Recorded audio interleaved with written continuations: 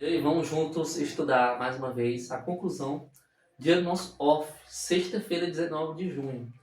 E aí, né, para começarmos o estudo dessa semana, revelar alguma novidade para você sobre o livro do Apocalipse?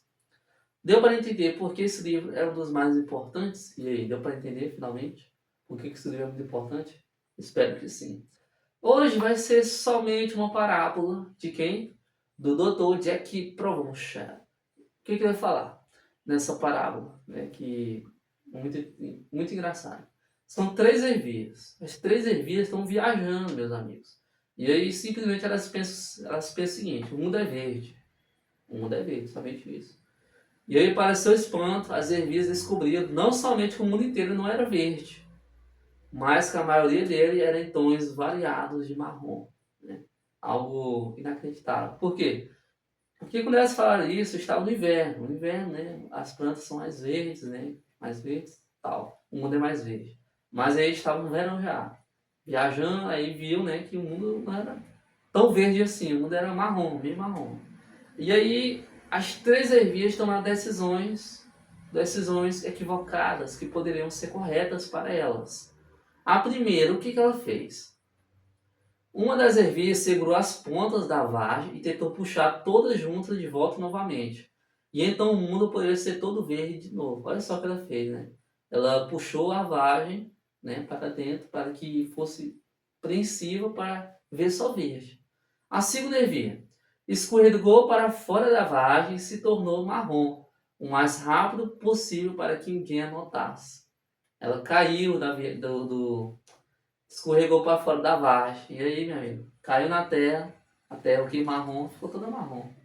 E a terceira? A terceira ervilha olhou para as paredes da vagem, para o mundo marrom e verde do lado de fora e decidiu que sua tonalidade particular de verde era exatamente o que o mundo lá fora precisava.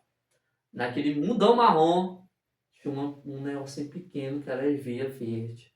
E ela notou que não poderia, ela não queria mudar, simplesmente ser o que ela era.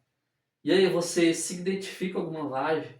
A primeira, né, ela quis algo errado. Por quê? Porque ela quis fingir algo que não era. Ela queria que o mundo fosse verde, mas o mundo não era verde. Se escondendo na vagem. A terceira, o que ela fez? Ela se adaptou. Ou a segunda, desculpa. A segunda, ela se adaptou ao local. Ela logo se tornou marrom para que ninguém, né, para que ela se acomodasse com o mundo. Mas a terceira não. O mundo todo marrom, mas ela continuou verde.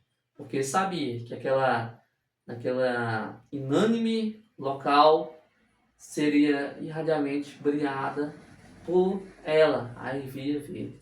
Então devemos nos desejar ser simplesmente a ervilha verde, que é a terceira ervilha verde.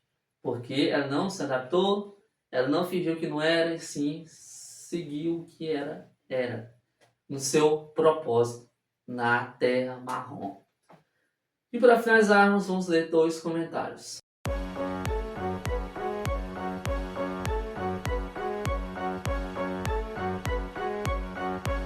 Primeiro comentário de Bonifácio. A igreja é como um grande navio, sendo sacudida pelas ondas dos diferentes estresses da vida. Nosso dever não é abandonar o navio, mas mantê-lo no curso. Então, aqui é muito interessante, né? Assim como semana passada estudamos que o cristão é como um marinheiro que precisa de mares revoltados para ser marinheiro, o cristão, a igreja também precisa ser igual um navio. Vai enfrentar muitas ondas perigosas, né?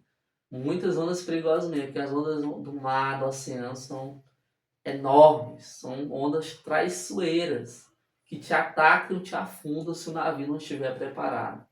E aí sim, as ondas que vai provar que o navio é sim resistente e foi muito bem feito e muito bem preparado para essas situações. E a igreja tem que ser do mesmo modelo. O comentário é de John Chrysostom.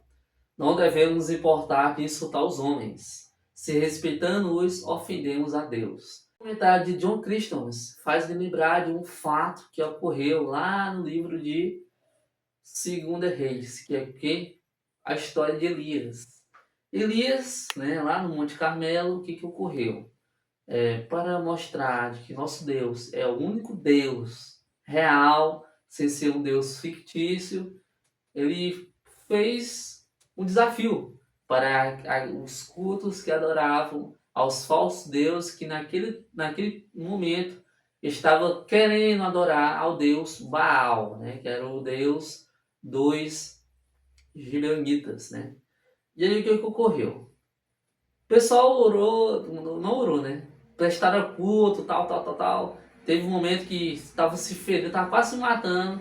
Passaram o dia quase todo e nada ocorreu, que era sair fogo lá do céu para o holocausto. Moço, tentaram. E eles fazem o quê? Grita mais alto para ver se esse Deus de vocês ouve. Grita mais alto, tal, tal, e nada. E até Elias fala, chega. Vocês são idiotas, não sabem que esse Deus não existe, para que continuar? E aí o que Elias faz? Deus aparece, né, por meio do fogo que desce lá do céu. Pá! Um único momento de oração. O pessoal não ouviu um suspiro, porque Elias orou em particular. E ele desceu o fogo para mostrar de que esse Deus é o Deus real. Exatamente isso que encaixa muito bem. Não devemos importar de insultar os homens, se respeitando nos ofendemos a Deus. Não devemos de jeito nenhum ofender, deixar que alguém ofenda a Deus. Se alguém ofender, insulta ele, porque ele está muito errado. E acima de tudo é Deus. Então aprendemos muito esta semana. Quero agradecer a você que esteve comigo sábado, domingo, segunda, terça, quarta, quinta, sexta. Aprendendo sobre o livro de Apocalipse e aprendendo com o seu remanescente de Cristo. Lembre-se, não deixe de insultar e que insultem a Deus. Nunca. Oremos. Senhor, muito obrigado por mais um dia. Estamos finalizando um assunto. Que devemos ser igual a terceira via. Que devemos ser igual ao navio forte, valente no mar. E que devemos seguir ao Senhor e não deixar que os homens de nenhum jeito. Em nome de Jesus, amém.